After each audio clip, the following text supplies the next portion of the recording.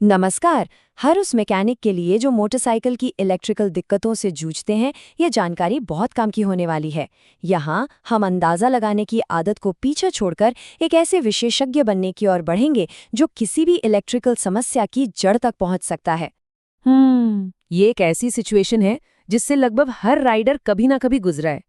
सुबह सुबह कहीं जाने की जल्दी हो और बाइक स्टार्ट ना हो तो दिमाग खराब हो जाता है ना? और बस यहीं से हम एक बड़ा बदलाव ला सकते हैं।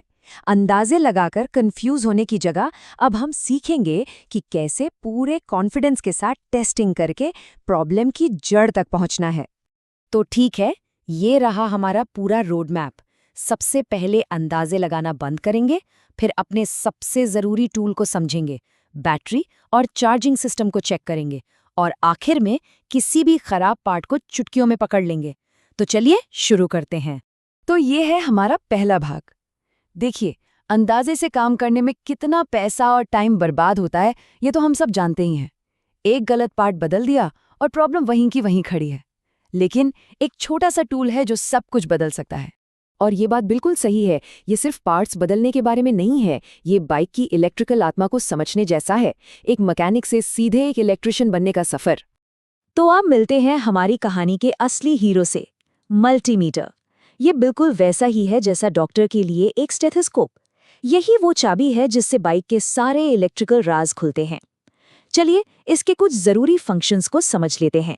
सबसे पहली और जरूरी चीज है डीसीवी, यानी डीसी वोल्टेज। ये बाइक की जान, मतलब बैटरी की सेहत जांचने के लिए सबसे पहली सेटिंग है। समझिए, ये सिस्टम का ब्लड प्रेशर चेक करने जैसा है कि पावर ठीक से दौड़ रही है या नहीं। अगला है ओम, जो रेजिस्टेंस यानी रुकावट को मापता है।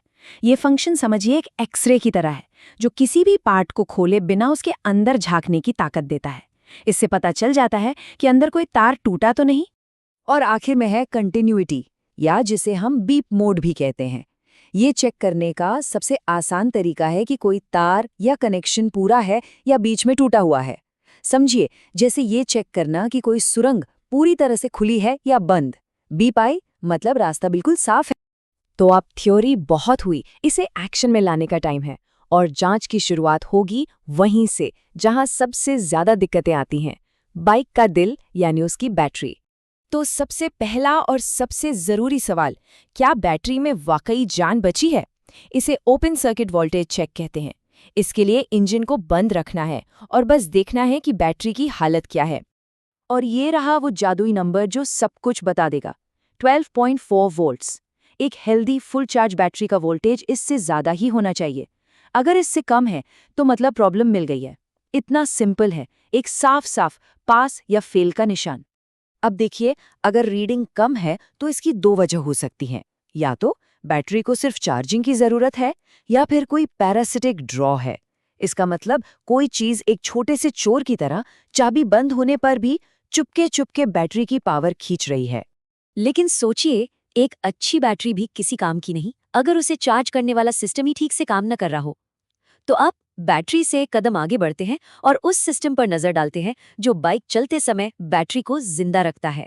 चार्जिंग सिस्टम को चेक करना बहुत ही आसान है। बस ये 4 सिंपल स्टेप्स हैं। मीटर को बैटरी से कनेक्ट करना है, इंजन स्टार्ट करना है, हल्की सी रेस देनी है और फिर मीटर पर वोल्टेज की रीडिंग देखनी है। और ये रहे वो नंबर्स जो एक हेल्दी चार्जिंग सिस्टम की पहचान है। लगभग 5000 आरपीएम पर वोल्टेज 14 से 15 वोल्ट के बीच होना चाहिए।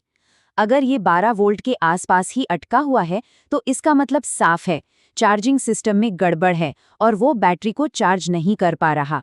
चलिए अब आते हैं सबसे मजेदार और पावरफुल स्किल पर, एक पूरे सिस्टम में उस एक खराब पुर्जे को ढूंढ निकालना जो सारी मुसीबत की जड़ है। ओम मोड का इस्तेमाल करके एक अच्छी और एक खराब कॉइल में फर्क तुरंत पता चल जाता है। एक अच्छी कॉइल एक तय रीडिंग दिखाएगी, जबकि एक टूटी हुई कॉइल ओएल या ओपन लूप दिखाएगी।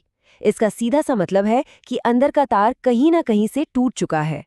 इन तरीकों से कई पार्ट्स को आसानी से टेस्ट किया जा सकता है, जैसे कि पिकअप कॉइल, सोर्स कॉइल और हाँ, हैंडल बार पर लगे स्विच जैसे कि हॉर्न या स्टार्टर बटन भी। और स्विच के लिए तो ये और भी आसान है। कंटिन्यूटी मोड पर रखकर बटन दबाना है।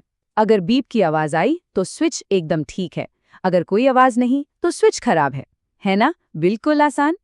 तो देखा, अब अंदाजा लगाने की कोई जरूरत ही नहीं है। इन सिंपल टेक्निक से कोई भी अंदाजा लगाने वाले से एक सटीक जांच करने वाला डायग्नोस्टिशियन बन सकता है। तो अब असली सवाल ये है कि इस नई जानकारी के साथ बाइक की कौन सी पहली इलेक्ट्रिकल पहेली सुलझाई जाने वाली है।